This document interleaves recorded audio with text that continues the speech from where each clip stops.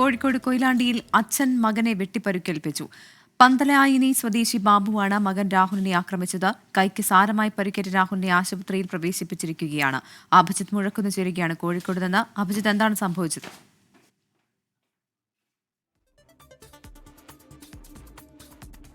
അഭിജിത്ത്, കേൾക്കാമോ?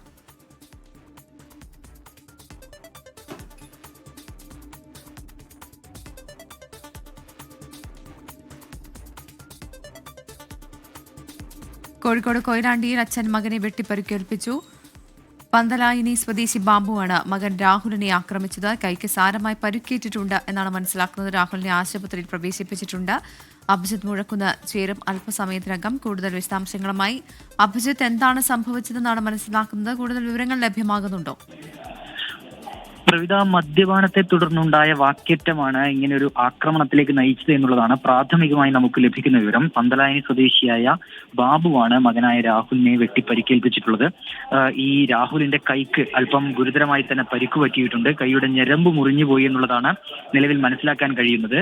രാഹുലിനെ ആദ്യം സമീപത്തുള്ള ഒരു ആശുപത്രിയിലും തുടർന്ന് ഇപ്പോൾ കോഴിക്കോട് മെഡിക്കൽ കോളേജ് ആശുപത്രിയിലേക്കും മാറ്റിയിട്ടുണ്ട്. ഏതായാലും ഞാൻ ആദ്യം സൂചിപ്പിച്ചതുപോലെ തന്നെ ഇത്തരത്തിൽ ഈ മദ്യപാനം, അതിനെ തുടർന്നുണ്ടായ വാക്കേറ്റം, അതാണ് ഇങ്ങനെ ഒരു സംഭവത്തിലേക്ക് നയിച്ചത് എന്നുള്ളതാണ് ലഭ്യമാവുന്ന വിവരം. ശരി, കോഴിക്കോടാണ് സംഭവം. അച്ഛൻ മകനെ വെട്ടിപ്പരിക്കേൽപ്പിച്ചു. മദ്യലഹരിയിലായിരുന്നു ആക്രമം എന്നാണ് അഭിജിത്ത് മുഴക്കുന്ന് നൽകുന്ന വിവരം.